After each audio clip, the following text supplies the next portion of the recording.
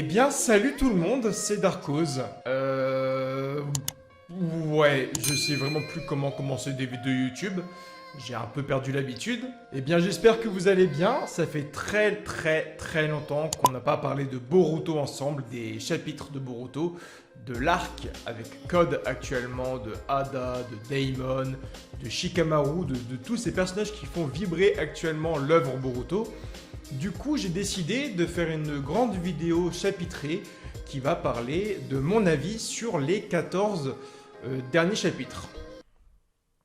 Quand même, tu l'as remarqué, nouvelle caméra, nouveau micro, ça a demandé beaucoup d'argent, nouveau décor, on revient en force, là on est reparti pour un vrai rythme.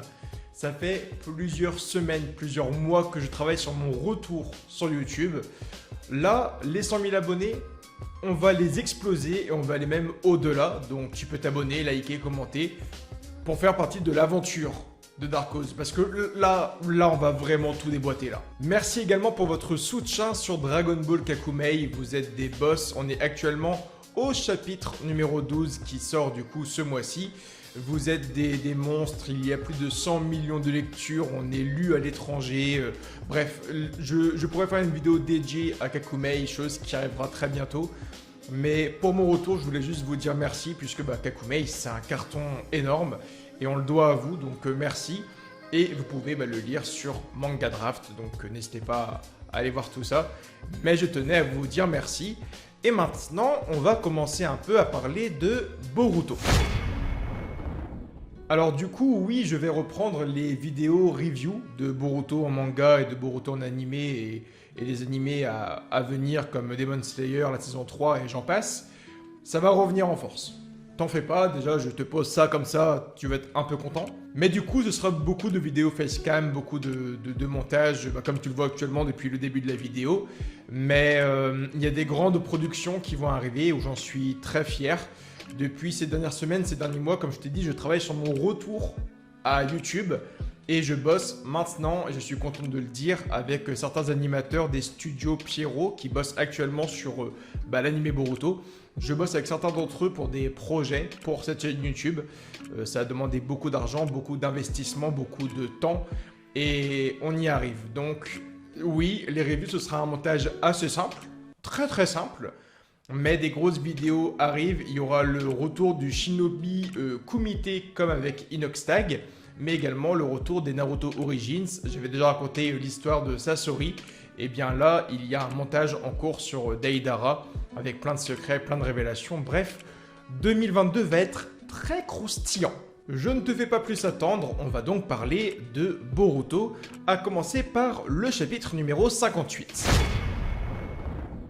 Alors si tu l'as absolument jamais remarqué, ou bien si tu as trop regardé l'animé, n'oublie pas que Shosho n'est pas rousse. Et ça, Ikemoto et Kishimoto nous le rappellent avec la cover du chapitre numéro 58. Alors en effet, pour ce fameux chapitre, on a une double page cover en couleur des personnages actuels de la saison, de l'arc, et on retrouve Shosho qui est blonde.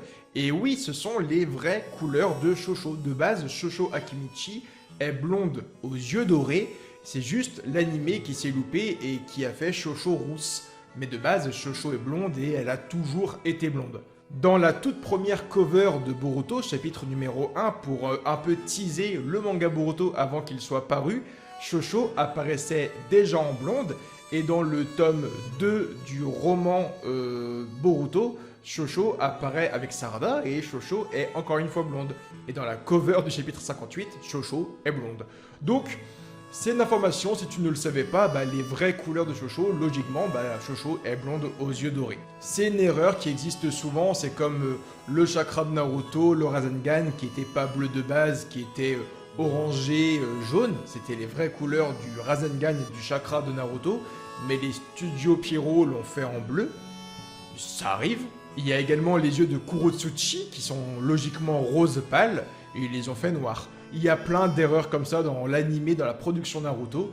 Mais voilà, je tenais à te le rappeler puisque Kishimoto et Ikemoto l'ont fait avec la cover du 58. Oui, Shosho est blonde platine. Je suis extrêmement fier des derniers chapitres de Boruto. J'avais beaucoup décroché, j'ai tout rattrapé là avant de tourner. Je suis fier en fait de la reprise de Kishimoto au scénario, puisque en fait on était sur 55 chapitres de full Kodashi et Ikemoto. Enfin, Kodashi a décroché un peu avant, mais en fait on voit que Kishimoto est de retour et je vais donc t'expliquer pourquoi. Depuis que Boruto a commencé et depuis les dernières années, on a tout le temps eu Boruto, Kawaki, Sasuke et Naruto mis en avant avec Kara, mais tout le reste était très discret. Maintenant que Kishimoto revient un peu à la plume, en fait tout le monde est développé, tout le monde veut progresser, tout le monde veut s'améliorer, et lors des derniers chapitres que je viens de lire, on voit beaucoup Shikamaru, on voit beaucoup Ino, on voit beaucoup Hibiki, Sai, Imawari, Sarada, Mitsuki, Hinata. Et tout le monde veut mettre sa patte au combat, tout le monde veut aider Boruto, tout le monde veut s'entraîner, tout le monde veut devenir plus fort. Et c'est cool parce que même si Kodashi est un bon scénariste, je sais pas s'il aurait développé les personnages comme Kishimoto le fait actuellement dans les derniers chapitres. Du coup, ouais, actuellement je suis content du retour de Kishimoto. Imawari qui veut devenir ninja pour protéger et aider son frère, Sarada, Mitsuki qui veulent accélérer un peu aussi leur entraînement, leur évolution, Hibiki qui est là pour faire plein de conseils, pour aider, pour réfléchir. Shikamaru, c'est le mastermind des derniers chapitres. Ino, elle est full, elle est incroyable. Ino, elle m'a choqué parce que elle est là dans chaque chapitre, elle fait la communication, elle aide à la fluidité de la stratégie de Shikamaru. On se demande juste où est passé Shuji, quoi. Il y a beaucoup de Ino, beaucoup de Shikamaru, Shuji est un peu à la traîne. Mais à mes yeux, c'est un peu le problème du trio Ino-Shikasho. C'était pareil avec Shoza à l'époque, Shoza était un peu à l'écart, et on voyait beaucoup les parents de Shikamaru et de Ino. C'est le même souci aujourd'hui avec Shuji qui n'apparaît pas. Il fait la même suite que son père, c'est malheureux, mais c'est comme ça. Mais en tout cas, voilà, je tenais à le dire, c'est trop cool, il y a du bon développement, et on n'est pas obligé de voir ces personnages-là, genre voir Hibiki, on n'est pas obligé, mais ça fait plaisir. Ce sont les personnages qu'a créé Kishimoto, et il les remet devant, et ça sert très bien le scénario. Du coup, on a la problématique et toute l'histoire autour du médicament que prend Boruto Uzumaki. C'est le médicament qui a été confié par Amado, qui aide tout simplement à freiner l'évolution de Momoshiki Otsutsuki sur son organisme. Du moins, ce médicament sert à ralentir un peu le dégel du Kama. Il freine l'évolution, il ne la stoppe pas. C'est-à-dire que tout ce qui a été changé dans le corps de Boruto, il n'y aura pas de retour en arrière. Ce qui est fait est fait.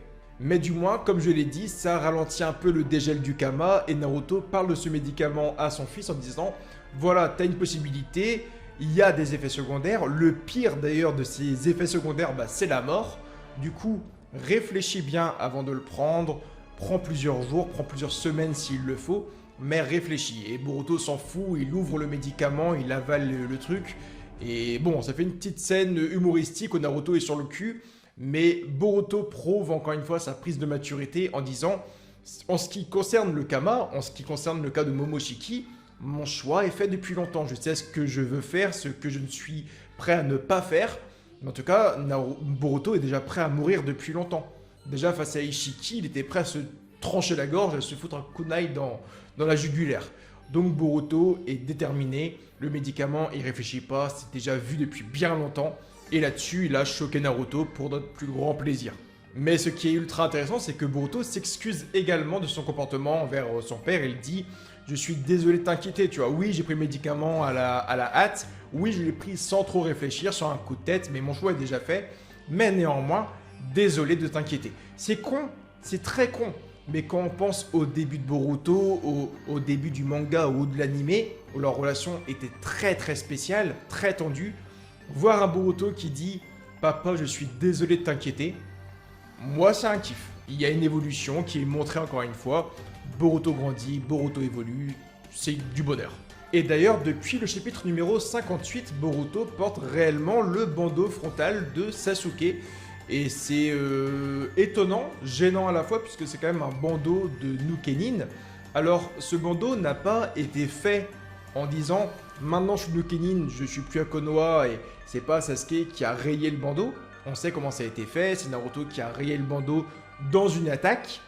Mais le fait qu'un bandeau soit rayé prouve qu'on est Nukenin, ça prouve qu'on tourne le dos au village, qu'on fait plus partie d'un système politique qui était pourtant le nôtre de base à la naissance. En fait, ce que je veux dire, c'est que le bandeau de Nukenin, c'est très dur de le porter. Il symbolise quelque chose pour les ninjas, pour le monde ninja, il y a une histoire. Le bandeau de Nukenin, c'est quelque chose. L'Akatsuki, les déserteurs, les Nukenin, les criminels, les terroristes, comme Deidara en a été un et comme il en a connu plusieurs de ce côté aussi. Donc, je trouve ça cool de le voir avec le bandeau de Nukenin, mais en même temps très culotté de se balader dans Konoha avec un bandeau de Nukenin. Je trouve ça cool et en même temps, ça va pas en fait. Je sais pas. C'est comme si t'étais avec un maillot de Marseille et que tu te baladais à la Tour Eiffel tranquillement. C'est vraiment le même délire, ça. C'est cool, si tu veux, mais ça colle pas. Je sais pas, j'ai du mal avec ça. Par la suite du chapitre, la Team 7 se retrouve un peu pour faire de la méditation et pour s'entraîner. Et à partir de là, beaucoup de choses vont s'accélérer dans le scénario et dans les prises de décision des personnages, mais également leur comportement vis-à-vis des uns et des autres. Tout d'abord, Boruto va donc parler de la prise de médicaments qu'il fait actuellement pour bloquer le dégel du Kama, mais également des effets secondaires. Ce à quoi Kawaki va expliquer « Je comprends pas trop ce que tu fais parce que l'objectif actuellement est de trouver code et de poser ton Kama sur code. Mais si tu freines le dégel, si tu es en train de prendre des médicaments qui agissent sur le Kama et que l'un des effets secondaires de cette prise de médicaments est la mort, pourquoi on se fait chier à chercher code? Pourquoi on se met un plan en marche si ce que tu fais actuellement contrarie notre plan? Enfin, si tu meurs, tu risques pas de poser le Kama sur code. C'est logique, Kawaki a raison, mais ça se voit qu'actuellement, il est un peu contrarié, il est très frustré le garçon, et ça va s'accélérer, voire partir un peu en couille d'ailleurs. En fait, le souci, ce n'est pas que Boruto va annuler le plan qu'il avait avec Kawaki, c'est qu'il met un énorme frein au plan. Et que la fratrie Boruto-Kawaki est très importante et elle est basée à 1000% sur la confiance. Depuis le début de leur relation, de leur rencontre, tout est basé sur la confiance. Et là, on a un Boruto qui dit « T'inquiète, ça me plaît pas trop comme idée, mais je te fais confiance, on va trouver code, poser mon Kama dessus, c'est pas... Encore une fois, c'est pas un truc qui me plaît, mais je te fais confiance. » Et là, il y a la prise de médicaments, ça crée des tensions de cette fratrie-là. Et du coup, tout s'accélère très vite. Avec un Kawaki qui dit « Et puis c'est quoi cet entraînement qu'on fait au final? La méditation, si on veut mettre un frein à code, en méditant, comme vous le faites actuellement, ouais, on sera prêt dans 5 ou 10 ans. Mais la méditation, ce n'est pas fait pour nous, c'est pas fait pour battre code. Il faut passer un truc au-dessus. » Ce à quoi, du coup, il attaque directement Mitsuki et il décide de passer en combat frontal, en combat réel, en sorte de shinobi kumite, mais il n'y a pas les signes de respect en fait, ils vont juste se foutre sur la gueule très sale. Pendant toute cette scène, du coup, avec la team numéro 7, on a également Konohamaru et Naruto qui regardent de loin, qui surveillent comment ils parlent, comment ils agissent, leur mentalité, et tout ça, c'est ultra intéressant. On revoit Konohamaru. C'est la seule fois des 14 chapitres dont je vais parler aujourd'hui d'ailleurs. Mais Konohamaru, maintenant, on a l'habitude, il est devenu Osef Tier. Donc j'espère d'ailleurs que Kishimoto va le développer par la suite de l'histoire comme il le fait très bien avec Shikamaru, avec Ino, avec Hibiki actuellement. Il fera la même avec Konohamaru. J'espère. Vraiment. Vraiment. Le combat entre Kawaki, Mitsuki, les petits mouvements qui sont faits, les petits accrochages avec Sarada qui envoie un Katon et j'en passe, les protections de Kawaki, les projections qu'ils se font mutuellement, c'est ultra intéressant. Le Boruto qui s'interpose pour protéger Sarada face à son frère. En fait, la chorégraphie de combat est trop cool, le découpage est trop cool, c'est agréable à lire, c'est vraiment trop sympa, c'est dynamique, c'est beau. Ça se voit que Ikemoto s'améliore de plus en plus dans les traits et dans le découpage de Boruto. C'est de mieux en mieux, vraiment c'est top. Mais un truc qui me dérange, c'est encore une fois un Kawaki qui va dire à Mitsuki, en l'attaquant, et lorsque Mitsuki va esquiver, « Ah oui, du coup, c'est là que je remarque, Mitsuki, que t'as un potentiel. » Mais ça bloque par rapport à l'animé, parce que avant que tout cela n'arrive, il s'est passé plusieurs missions où Mitsuki et Kawaki étaient ensemble. En fait, dans l'animé, il y a des arcs de développement actuellement, comme avec Kiri, et la mort d'un personnage que j'aimais beaucoup d'ailleurs, faudra en parler à l'occasion. Mais dans ces fameux arcs, dans ces fameux épisodes, Mitsuki se bat aux côtés de Kawaki. Ils se sont battus à plusieurs reprises ensemble, même face à Boro dans tous les cas. Mitsuki et Kawaki se connaissent, ils ont déjà fait plusieurs missions ensemble. Et la phrase de Kawaki qui dit « Oh là là, je remarque que t'as un potentiel ». Ouais, mais c'est pas nouveau, enfin tu t'es battu plein de fois avec Mitsuki contre des ennemis communs, donc c'est très chelou en fait, comme phrase. C'est comme s'il découvrait Mitsuki. Un peu, enfin non, c'est bizarre, non? Alors le combat va beaucoup s'accélérer, beaucoup s'intensifier dans tous les cas, et Konohamaru va vouloir intervenir pour calmer un peu la chose, mais Naruto refuse qu'il intervienne pour qu'ils prennent eux-mêmes leurs propres décisions, qu'ils calment leurs propres tensions. Alors en même temps, je suis déçu que Konohamaru n'intervienne pas pour faire un truc sympa, pour le mettre un peu en avant, mais en même temps, Naruto le bloque. C'est cool parce que ça fait une prise de maturité pour les personnages, mais en même temps, on retire complètement Konohamaru de son poste de sensei, de maître, de canalisateur pour ces enfants-là. Et du coup, on sait que Sarada était commandante de l'équipe, mais là, Konohamaru, du coup, je ne sais plus du tout à quoi il va servir parce que limite Konohamaru est devenu plus faible que Boruto, que Kawaki, et je pense bientôt Mitsuki, Sarada, si ce n'est pas déjà le cas. Mais Konohamaru perd aussi cette intervention, il perd cette chose qui fait de lui un commandant, d'intervenir, de dire parfois « Non, faites pas ça, c'est stupide ». Et voilà, je vous apprends en même temps une leçon de vie. C'est que là, quand Konohamaru veut faire quelque chose de bien, il est stoppé. Donc en fait, je suis dans l'entre-deux, dans le « Merde, il n'est pas intervenu », ça nuit au personnage, encore plus qu'il était déjà dans le négatif de son écriture, mais en même temps, je suis content parce qu'on développe les enfants. Mais par contre, plus Konohamaru apparaît, plus le personnage est détruit et rabaissé. Et vraiment, je trouve ça nul, vraiment.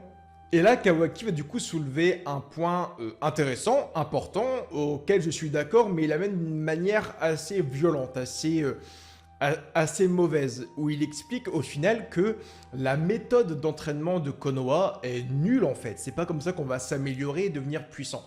Il a dit, vous voyez, moi j'ai grandi avec Jigen. J'ai pris des coups dans la gueule, j'en ai vomi, j'en ai craché mes tripes. Mais cet entraînement-là avec Jigen bien violent, il m'a fait devenir fort, il m'a fait maîtriser le Kama. C'est grâce à Jigen que je suis aussi puissant aujourd'hui. Donc, la façon avec laquelle Jigen m'entraînait est mieux que la vôtre à Konoha. Oui, mais t'as peut-être un peu trop foutu dans la gueule, enfin t'es quand même un peu matrixé, un peu terrorisé. Je trouve ça fou à quel point Kawaki est très sombre lors des derniers chapitres de Boruto. On voit qu'il y a eu un réel changement depuis la disparition du Kama et de Ishiki. Il y a une vraie page qui s'est tournée. Il a une dévotion pour Naruto Uzumaki qui est folle, voire malsaine par moments. Et Kawaki prend vraiment un tournant très sombre en fait. On aime ou on n'aime pas, mais c'est vrai que par moments, vraiment hard. Du coup, Boruto, pour calmer son frère, va proposer une sorte de Shinobi Kumite, qui n'est pas encore une fois d'ailleurs un Shinobi Kumite, parce qu'il n'y a pas les signes de combat et de réconciliation à la fin de mémoire. Mais en tout cas, ils partent sur un 1v1, auquel le gagnant devra imposer le perdant son idée. Donc le gars qui perd, il devra suivre le gagnant dans son idée, dans le choix d'entraînement, dans la façon de voir les choses et dans le plan à venir pour les missions à venir. Donc Boruto versus Kawaki, encore une fois combat ultra intéressant, chorégraphie folle, Boruto il me choque de plus en plus, maîtrise du Raiton, Taijutsu, le fait de manier les shurikens, les projectiles. Enfin, vraiment, Boruto devient ninja vraiment très complet dans la maîtrise du Kama, du Raiton. Enfin, vraiment, il est parfait. Kawaki perd son combat en voulant, lui, utiliser un Kama qu'il ne possède plus, comme si c'était un réflexe qu'il ne pouvait pas éviter d'utiliser. Kawaki perd son combat et du coup, il suit Boruto dans sa propre décision. Mais Boruto n'est pas juste là pour le faire perdre et lui dire « Allez, vas-y, obéis-moi, t'es mon yinche pour aujourd'hui ». Mais Boruto va encore une fois mettre une petite leçon de vie, comme Naruto. Alors souvent, les gens parlent du fameux blabla jutsu dans l'œuvre Naruto, mais il n'y a rien à voir avec le blabla jutsu. En fait, Naruto ou Boruto sont doués pour une chose, c'est la rhétorique. C'est les rares personnages de manga possédant réellement la rhétorique. C'est la manière de bien parler, c'est la manière de vouloir se faire suivre dans une idée. Et Boruto va utiliser, comme son père, ce talent naturel qu'ils ont, la rhétorique, pour dire à Kawaki « Putain, Tu penses trop solo.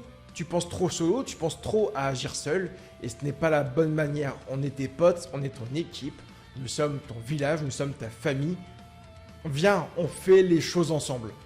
Et... ouais. Kawaki, ça se voit dans comment il agit par la suite, où il se pose, il s'allonge, il fait... Bon, vas-y, comme vous voulez, je vous suis, tu vois. C'est un crew, ce sont des frérots, c'est une équipe. Et Boruto possède le même talent que son père, la rhétorique. Et c'est ultra intéressant, c'est le charme de l'œuvre Naruto. Et Boruto, du coup. Par contre, on découvre que Kawaki développe un peu un syndrome semblable à celui que Sasuke avait à l'époque. Il commence à penser d'une manière très négative en disant pourquoi je suis à Konoha, pourquoi je traîne avec eux, pourquoi je subis ce genre d'entraînement, pourquoi je suis là à méditer au lieu de devenir plus fort. Je dois devenir plus fort pour protéger le 7ème Hokage.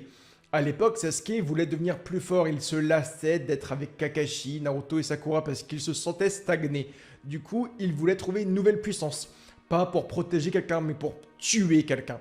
Donc Kawaki et Sasuke se ressemblent, mais ils sont en même temps opposés. L'un veut devenir plus fort pour protéger un père, l'autre veut devenir plus puissant pour tuer un frère. C'est ultra intéressant, mais Kawaki commence à avoir des travers de Sasuke Uchiwa à l'époque. Et en même temps que tout ça, Kawaki, il ressent quelque chose de nouveau, il ressent la faiblesse, le Kama, la perte du Kama, l'a rendu faible en fait. C'est simple, efficace à dire, mais la perte du Kama l'a rendu faible. Il sait plus trop où il en est, il sait plus trop quoi faire.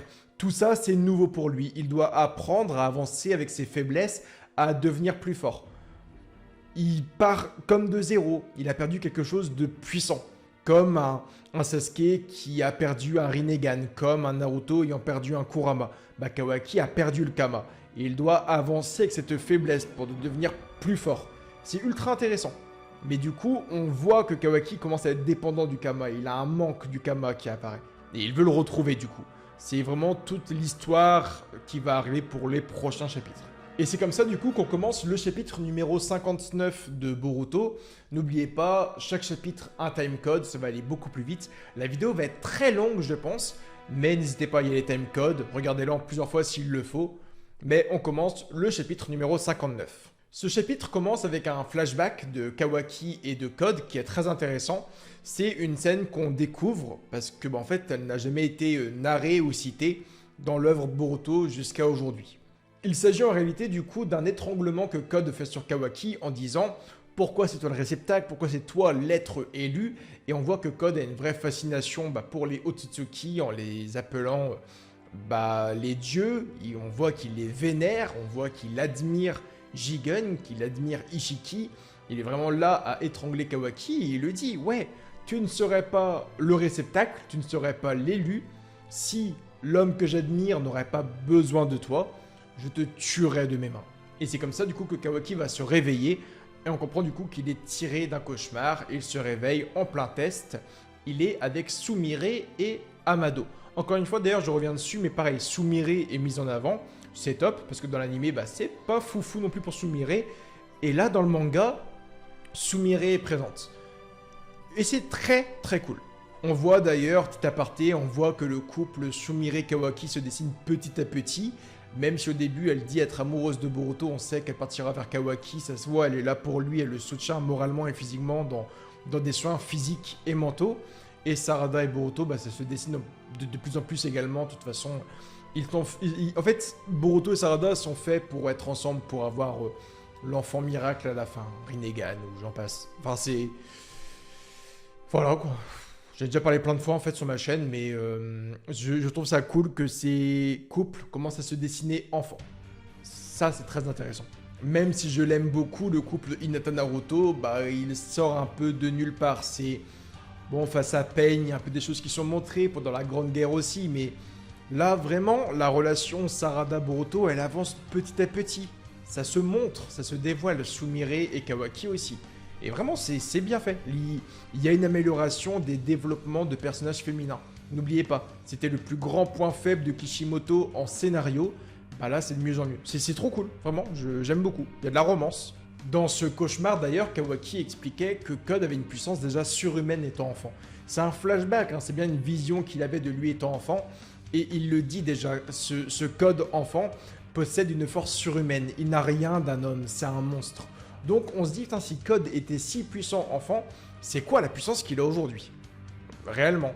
Kawaki, du coup, va parler avec Amado et dire « Je ne comprends pas pourquoi je fais des cauchemars de Code et de Kara sans cesse. Pourquoi Code continue d'être avec moi, de m'étrangler, de me faire du mal, alors que je ne suis plus réceptacle de Ishiki Otsutsuki, c'est fini, je n'ai plus le Kama. Pourquoi il continue de me hanter ?» Et ce à quoi Amado va dire « T'as tort en fait, tu te trompes.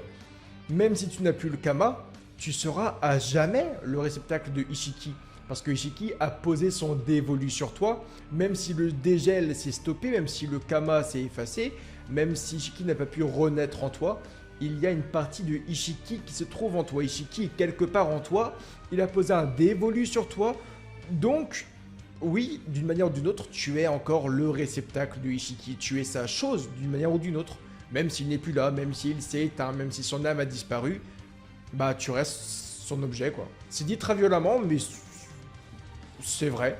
Et du coup, le scientifique de Kara explique que si la stratégie marche, Boruto aura la vie sauve et en plus Code disparaîtra. Donc en fait, la stratégie de Kawaki et de Boruto permettrait de faire une pierre deux coups, donc c'est une très bonne idée. Par contre, il y a un souci dans le plan de Kawaki, c'est que si Boruto pose son Kama sur Code, tant que le dégel se fasse, Boruto sera mort pendant plusieurs années, voire plusieurs mois. On ne sait pas trop combien de temps ça pourrait durer. Mais tant que le dégel se fasse dans le corps de Code, Boruto restera mort. Boruto ne sera plus là dans la série, dans l'histoire, dans le monde ninja. De cette manière, pendant quelques temps, Boruto sera l'Otsutsuki de Code et Code sera son réceptacle. Ça fait un plan très sympa de me dire que Boruto sera l'Otsutsuki de quelqu'un, il possédera quelqu'un, il possédera le corps de quelqu'un. Je trouve ça fou, l'idée est folle. Et d'ailleurs, cette question est remise en avant également pour Kurama et Naruto.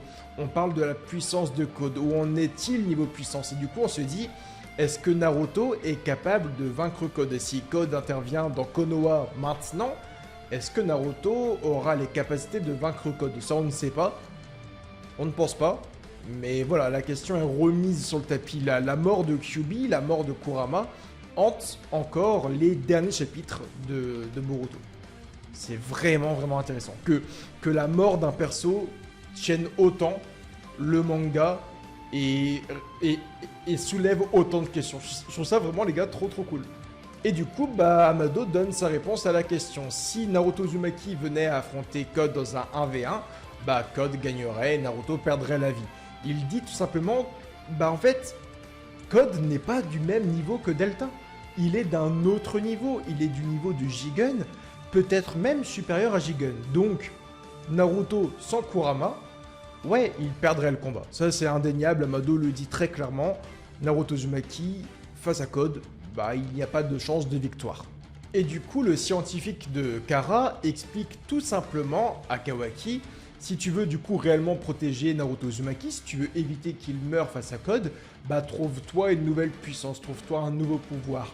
Trouve cette chose qu'il te manque pour protéger le Nanadaime Hokage. Utilise purement la force du Kama. Et il pose ça comme ça pose une petite énigme.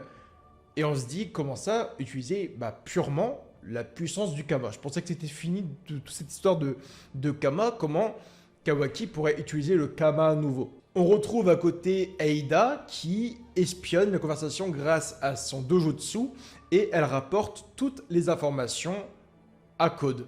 Elle lui dit tout ce qui se passe, que Kawaki est tourmenté, que Kawaki parle de la perte du Kama, il discute avec Amado, le fait que Boruto Uzumaki et Kawaki veulent poser le Kama sur Code. Bref, Code est au courant de tout à 100%. Ça se fait vraiment pas. De cette manière, Ada dit à Code, en vrai, épargne-les, ne les tue pas, ils sont tourmentés, ils sont pas bien. Et Code dit tout simplement, non, je ne vais pas les épargner. Kawaki, je vais pas l'épargner. Boruto, je vais pas l'épargner. Non, je vais les tuer parce que ce sont les opposants à Dieu. Et les gens qui s'opposent à Dieu, je les tue. Vous n'êtes pas bien, monsieur. Ada profite également pour dire à Code qu'elle n'est pas puissante, elle n'est pas une kunoichi, elle n'a pas de taijutsu, elle n'a pas de ninjutsu, elle n'est pas puissante, elle ne peut pas se défendre. Du coup, si quelqu'un venait à les attaquer demain, Code devra protéger Ada. D'une manière ou d'une autre, Ada dit tout simplement que Code devrait être son prince charmant, son défenseur, son protecteur, son chevalier servant. Ada dira réellement mot pour mot je suis tes oreilles et tes yeux, mais toi tu seras mon chevalier pour me défendre. Bah parce que moi je suis tout simplement incapable. Et du coup Code se pose des questions en lui disant mais si admettons Kawaki venait par t'attaquer, bah tu fais quoi? La question est con mais c'est vrai. Elle ne veut pas faire de mal à Kawaki, elle veut avoir Kawaki, mais si Kawaki ce n'est pas le même cas et qu'il attaque Ada qui elle-même ne peut pas se défendre, il se passe quoi? Et Ada lâche une bombe en expliquant qu'en réalité, elle a 2 chevaliers, elle a 2 personnes, 2 princes charmants qui seront prêts à la défendre. Il y a Code, et du coup on découvre son petit frère Daemon, qui est terrifiant. Daemon, là j'ai lu les derniers chapitres, Daemon il me met pas bien. Ce gamin est vraiment beaucoup trop puissant, il me fait froid dans le dos. Je me rends réellement compte que la vidéo va être très longue pour expliquer tout ce qui se passe dans les 14 derniers chapitres de Boruto. Parce que j'ai eu beaucoup de retard, parce que je n'ai pas fait de vidéo. Du coup, je vais faire un résumé très rapide de ce qui se passe, des points importants, des choses qui me choquent, des points clés, pour être à jour au prochain chapitre. Le réveil de Daemon, je le trouve terrifiant. Le réveil de Daemon, quand j'ai vu son design, j'ai rigolé, j'ai pas trouvé le personnage fou, mais il est incroyable. Daemon est incroyable, c'est un miroir. La phase de combat qu'il a avec les 4-5 gardiens, où ils se font planter des haches dans la tête, où il y en a un, il se fait décapiter, sa tête tombe par terre. Daemon qui se bat en rigolant, en se tapant des barres, en faisant des poses, des yeah, incroyable, incroyable. On découvre également grâce à Bug et au dernier chapitre que le pouvoir de Daemon marche lorsqu'il touche quelqu'un. En fait, si Daemon n'a personne à côté de lui, son pouvoir ne marche pas. Daemon doit toucher quelqu'un pour que son reflet marche. Si Daemon n'a aucun contact physique avec qui que ce soit, le reflet ne marche pas. Néanmoins, vous l'avez vu lors des derniers chapitres, lorsqu'il se bat avec Code, lorsqu'il se bat avec n'importe qui, même lorsqu'il détruit Kawaki, qu'il reflète Kawaki, que Kawaki s'écroule au sol, il est terrifiant. Il est terrifiant. Son pouvoir de reflet est abusé. Et en plus de ça, les gars, son taijutsu est dévastateur. Les capacités de Daemon au taijutsu face à Code sont terrifiantes. Il détruit Code. Alors pourtant, il vient d'avoir les limitateurs levés, mais il se fait déboîter, quoi. Daemon est abusé. Et d'ailleurs, réalisé aujourd'hui que Daemon est le plus puissant personnage de l'œuvre Boruto actuellement. Quand même. J'ai beaucoup aimé la phase aussi de Shikadai qui protège Kawaki lorsque Kawaki se balade dans Konoha, que tout le monde le regarde de travers, que tout le monde le juge, tout le monde parle dans son dos. Kawaki est clairement à la place de Naruto Uzumaki au début de l'œuvre Naruto. Kawaki est à la place de son père adoptif. Et là, c'est Shikadai qui vient les décider. Shikadai qui fait des stress, les regarde pas, les écoute pas, t'inquiète. On fait notre vie, on s'en fout. C'est cool, c'est trop cool. Shikadai, j'aime la famille Nara et Shikadai est dans cette lignée tout simplement. La phase de combat, la phase remplie de tension qu'il y avait avec Code qui affrontait Boruto, qui était là avec Kawaki. Enfin, cette phase-là de construction, ces chapitres-là où on a le retour du Kama de Kawaki, où il a le Daikokuten, le Sukuna Ikona. Toute cette phase de chapitre était trop bien foutue. Il y avait un mélange de choses qui se passaient qui était incroyable. Le découpage des planches, tout est bien foutu et j'explique pourquoi et les moments que j'ai vraiment kiffé. C'est con, mais la phase de Nishi qui surveillait Kawaki et Boruto, je la trouvais hyper intéressante où Nishi est là pour les surveiller, voir si leurs chakras sont bien dans les pièces. Et t'as Kawaki qui fait la stratégie de faire un Kagebunshin et son clone reste tranquillement dans la maison et le Kawaki originel, le vrai Kawaki, part en direction de Code. Et il efface son chakra pour pas être traqué, pour pas être suivi. Capacité Otsutsuki d'ailleurs que je trouve ultra cool, ultra intéressante pour la stratégie ninja et de combat. Et cette phase du coup où t'as Boruto qui capte ce qui se passe et t'as une sorte de parallèle qui se fait où t'as Kawaki qui est dans son lit en train de se reposer et t'as Boruto qui court à côté, qui essaye de trouver des solutions et tout. Et j'imagine tellement ça en animé, ça va être fou d'avoir une barrière qui va se faire entre un Kawaki qui a pris sa décision, qui s'en fout, Et un Boruto qui court partout dans la pièce pour prévenir son père, pour prévenir Nishi d'ailleurs, qui est le ninja le plus éclaté au monde niveau détection. Alors ok, c'est une capacité Otsutsuki, mais quand Boruto se fait la malle, il n'y a pas d'excuse. T'es juste nul frérot, fais un effort. La phase de combat que j'aime beaucoup du coup, où Kawaki veut partir avec Code, mais du coup il y a Boruto qui stoppe Kawaki, mais Kawaki n'est pas d'accord que Boruto le stoppe, et puis Momoshiki il débarque, il prend possession du corps de Kawaki. Du coup, Momoshiki veut affronter Code, mais il y a aussi Kawaki qui veut stopper Momoshiki. Du coup, Momoshiki, il frappe Kawaki pour se défendre et dire vas-y, toi, calme-toi, tu me saoules. Et puis Naruto et Shikamaru, ils débarquent pour entrer dans la bataille. Et puis ça devient un 1v1, V1, V1, V1, ça devient abusé. Et puis là-dedans, il y a Daimon qui débarque, le retour du Kama. C'était à couper le souffle. Les chapitres là sont à couper le souffle, les gars. Boruto, c'est la vie. Boruto, c'est la vie. Les derniers chapitres sont monstrueux. C'est incroyable, le rythme est effréné, c'est monumental. Ada qui est là, qui communique avec Code tout au long du combat, qui donne des informations, des choses à faire, des choses à ne pas faire. La mort de Boruto Uzumaki. La mort de Boruto Uzumaki. Malheureusement, elle a duré qu'un seul mois. J'avais lu ce chapitre à l'époque, elle a duré qu'un seul mois parce que le chapitre d'après, on apprend que Boruto n'est pas mort et on voit du coup ce qui s'est passé, le fait que Momoshiki est condamné les données restantes pour restaurer son corps et ses organes vitaux parce qu'on apprend du coup que son cœur était détruit, ses poumons étaient atteints, les os étaient brisés, Boruto était mort tout simplement. Et du coup Momoshiki a fait la résurrection de Boruto et d'ailleurs Boruto est à 100% maintenant un Otsutsuki. Bref, toute cette phase là elle est monumentale, c'est un kiff, elle est trop bien, vraiment. Et puis encore une fois c'est non-stop parce que même après la mort de Boruto, Kawaki qui est monstrueux avec le Daikokuten, le Sukunai Kona, il rétrécit les traces de griffes de Code, il peut même pas s'échapper alors qu'il commence réellement à paniquer. Finalement, il doit tirer Daimon de force pour se protéger, pour survivre, ce qui crée les tensions avec Ada lors des derniers chapitres où elle se retire de l'Alliance. C'est un kiff. C'est un kiff. Vous voyez que dans la vidéo, je vais un peu à droite à gauche. On a commencé en étant dans les règles. On faisait une review dans l'ordre, calmement.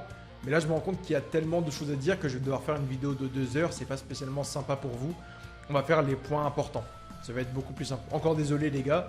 Mais ça va être beaucoup plus simple pour rattraper le retard et pour que vous ayez un peu mon avis sur le scénario Boruto. Pareil, la phase de Naruto qui est là, en train de constater la mort de son fils. Et on perd Naruto. La mort de Kyuubi lui a fait du mal, la mort de Kyuubi l'a détruit, mais la mort de Boruto, il est là, il veut pas comprendre, il veut pas réaliser, il veut pas comprendre que son fils est mort et il panique. T'as Shikamaru qui lui gueule dessus, encore une fois Shikamaru est présent. Le retour du mode Sennin, on n'en parle pas, le retour du mode Sennin qui est mieux contrôlé qu'avant et tout. Peut-être depuis la mort de Kurama, d'ailleurs, on ne sait pas, mais ce retour de mode Sennin est très intéressant. Il n'en fait rien, il est juste là du coup pour les détecter, il se bat pas. Mais voilà, je veux vraiment souligner le combat de Code versus Boruto et Kawaki qui était spectaculaire, que j'ai beaucoup aimé. Et ce qui est marrant du coup, c'est ce que je disais, c'est que ça ne s'arrête pas, c'est qu'il rentre à Konoha et quelques heures après, on a Code qui intervient avec Shikamaru qui menace Amado, Ada qui débarque, Delta qui revient de nulle part.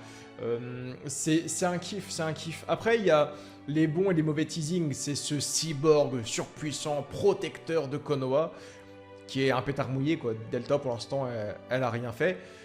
Elle pourrait devenir intéressante parce que là, lors des derniers chapitres, du coup, Ada, Amado et Daimon sont retirés du coup de l'alliance avec Code, surtout du coup le frère et la sœur, et du coup ils vont rejoindre Konoha. Du coup, Delta sera beaucoup plus intéressante lors des prochains chapitres puisqu'elle va protéger Ada. D'ailleurs, la puissance militaire de Konoha va beaucoup augmenter parce que ils vont récupérer Amado, Daimon, Ada, Delta, Kawaki, Boruto. N'oubliez pas Kashin Koji, ce n'est pas un personnage à oublier. Je pense qu'il va revenir très bientôt également pour révéler des choses. Sûrement avoir des explications aussi par rapport à Amado. Il y a quand même des tensions entre les deux, quand même depuis certaines révélations de Ishiki. La transformation de Code qui a récupéré toutes ses capacités. On ne sait pas trop du coup ce qu'il a récupéré, on ne comprend pas trop ce qui s'est passé puisque en effet Code devient plus puissant que jamais, il n'a plus ses limitateurs Du coup, il perd sa chevelure rousse et ses yeux verts. Il a des cheveux blancs et des yeux rouges. Très sympa. Je kiffe le personnage. Je le trouve vraiment full charismatique. Je ne vous mens pas. Je trouve ce personnage vraiment trop beau. Le code est super beau. Mais il se prend une branlée par Daemon qui est toujours plus puissant que lui, quoi. Il est plus puissant, encore une fois, que Code. Pourtant, lors du combat de Daemon versus Code, Daemon explique très bien que si Code affronte actuellement Sasuke et Naruto, les deux meurent. Les deux héros meurent. Code est plus puissant que Jigen, plus puissant que Ishiki Otsutsuki. Indéniable. Mais ça veut dire que Amado a réussi à créer un mec de ce niveau-là, quoi. D'où vient la technologie de Amado? On en parlait il y a maintenant quelques années avec Pro Sensei, mais la technologie de Amado ne vient pas de la Terre. C'est une technologie Otsutsuki, je suis désolé. Je peux pas expliquer autrement, mais ce n'est pas possible qu'il crée des choses aussi puissantes. C'est impossible. Code est vraiment surpuissant, il a levé ses limitateurs qu'on en parle depuis des mois et des mois, et pourtant, Daemon lui défonce la gueule, quoi. Daemon lui laisse aucune chance. Il est d'une violence inouïe quand il se TP au-dessus de lui, qui lui met une droite, et que tout le sol en dessous se brise, que Code il crache du sang. Daemon est monstrueux, et du coup, c'est Amado qui les a créés. Et on dit encore une fois, attention, il y a d'autres cyborgs là-bas, tu vois. Donc j'ai peur de les voir d'ailleurs. Et Code commence un peu à montrer ses capacités où on voit qu'il va dans la dimension de Jubi. Et du coup, il arrive à séparer Jubi en plusieurs parties. Et il crée des Jubi en forme Freezer là, qu'il arrive à contrôler. On voit qu'il fait apparaître son œil dessus. Et du coup, il parle via Jubi. Code devient Jubi. Bug, qui est un personnage complètement osef, devient un personnage intéressant. C'est Bug qui révèle les informations sur les pouvoirs de Daemon. C'est Bug qui est là avec Jubi et Code aujourd'hui. Donc Bug peut être un personnage intéressant. Je pense qu'il sera juste là pour donner des infos, des stratégies, des choses qu'on ne savait pas spécialement sur la secte de Boro et les cyborgs qui sont encore présents là-bas. Mais l'aventure Boruto, dans tous les cas, prend un tournant incroyable. Shikamaru, je l'ai aimé, je l'ai surkiffé. Il a vraiment cette stratégie-là qui est incroyable, qui est indéniable. J'aime beaucoup. J'aime beaucoup la tournure que prend Boruto actuellement. Je remercie Kishimoto de revenir au scénario parce que, ouais, même si j'ai critiqué au début parce que je ne trouvais pas son retour fou, bah là, c'est son arc à lui. Il a fini l'arc de Kodashi, il a fini les travaux. Là, c'est son premier vrai arc à lui de retour. Et je reconnais du Kishimoto. Dans le scénario, dans le rythme, dans ce que ça raconte, le retour de Hibiki, de Shikamaru, de Ino, de Himawari, de Hinata. Hinata, j'en parle pas, mais Hinata qui dit à Naruto, viens mon chéri, on part tous les deux en mission pour amener Boruto. J'aurais aimé voir Hinata et Naruto en mission tous les deux pour récupérer Boruto, ça ne se fait pas. C'est Shikamaru qui part du coup avec Naruto, mais on était à ça de voir Hinata en mission. Dommage. Vidéo très longue encore une fois, je suis désolé, hein, mais c'était surtout là pour faire un retour de Boruto, pour vous dire que ouais, je suis à jour et que le chapitre qui sort le 20 de ce mois-ci, je vais en faire une review. Ce sera qu'un seul chapitre, ce sera peut-être 20 minutes, mais ce sera bien écrit, ce sera bien raconté, bien narré. Là, vous donnez mon avis sur les 14 derniers chapitres, sur 1 an et 2 mois de Boruto, c'est compliqué. Mais il y avait beaucoup de boulot avec Kakumei, vous le savez, vous voyez ce qui se passe avec Twitter, avec le manga actuellement. 100 millions de lectures, ce n'est pas rien quand même. Fallait bosser, j'ai un taf à côté. Mais voilà, je suis de retour. Je reprends goût à Boruto. Kawaki, le tournant qu'il prend, le fait qu'il a Daikokuten, qu'il a les pouvoirs de Ishiki, qu'il a ce tempérament qui change, Naruto qui est perdu, qui sait plus trop quoi faire, Shikamaru et Ino, leur importance, c'est fou, je kiffe vraiment ce que devient l'œuvre Boruto. Daemon, Amado et Ada, les trois ensemble possèdent un style incroyable quand ils sont dans le pays des neiges. Putain les gars, on n'en parle pas, le pays des neiges. Oui, merci Kishimoto. Merci Kishimoto. On développe les autres pays, on avait les 5 grandes nations, mais de plus en plus on parle du pays des neiges qui avait donc déjà été montré dans les HS de Naruto, et là on en reparle, le pays des neiges, putain, mais merci quoi. Le pays des neiges, un pays que j'aime beaucoup, qui a des jutsu incroyables, et ce beau monde vient de là-bas. Incroyable. Et d'ailleurs, pour finir, Amado va révéler son plan secret, son plan final. Il veut regrouper Ada, Daimon, Naruto, Sasuke, Boruto, Kawaki, regrouper ce beau monde, avec Delta également. Et une fois qu'il aura regroupé ce beau monde, il va révéler son secret sur le Kama de Kawaki, sur ce qu'il veut faire, son plan final. Sûrement un assaut sur les Otsutsuki, je pense. Il veut vraiment regrouper une puissance. Il veut regrouper une armée et il va agir, Je sais pas ce que c'est son plan. Il y a un lien avec Delta. Il y avait une promesse faite à Jigen. Jigen devait réaliser sa promesse, sa contrainte, son lien. Il n'a pas pu le faire. Amado a un lien avec Delta, on le sait. Mais est-ce qu'aujourd'hui Amado veut lancer un assaut sur l'Otsutsuki? Je ne sais pas. Mais c'est possible. Juste que Amado a besoin d'eux, je pense. Il a besoin d'une force de frappe. Encore une fois, il est comme Ada. Ada, c'est les yeux, les oreilles, mais elle a besoin des bras. Amado, c'est ça. Amado, c'est l'intelligence. Il a les plans, il a la connaissance. Mais il a besoin de la puissance, il a besoin de l'armée ninja. En tout cas, on est sur la fin de la vidéo. Merci de l'avoir regardé, merci de l'avoir visionné. Ma seule déception pour l'instant sur cette histoire Boruto, c'est le manque d'implication des 4 autres nations ninja. Gaara qui lâche un bête de discours pendant la 4ème grande guerre ninja. Vas-y, il faut sauver mon sauveur, c'est mon ami. Coupez-moi la tête à la fin de la guerre si vous n'êtes pas content, mais sauvons Naruto Uzumaki. Et là, Gaara, tous les 4 matins, il y a un ennemi qui débarque à Konoha et Gaara, il se pointe pas. Il fait rien pour son pote. Ça me trouve le cul. Ça me trouve le cul. Kurotsuchi, Shojuro, Darui, Gaara. Killer Bee, frère. Killer Bee, mais où es-tu?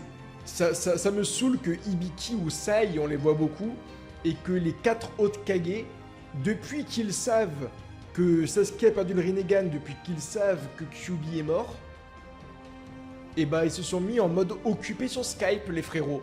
Ils veulent plus se pointer, ils veulent plus être là. Ils se sont dit, Kyuubi est mort?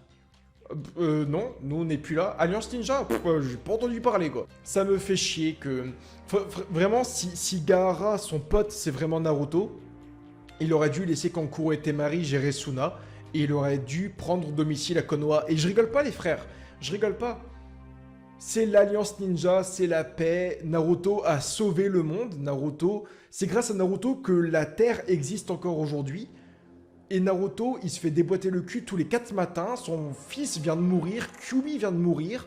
Il était à ça de mourir lui aussi. Sasuke perd son Rinnegan. Tout le monde est en train de crever à droite à gauche.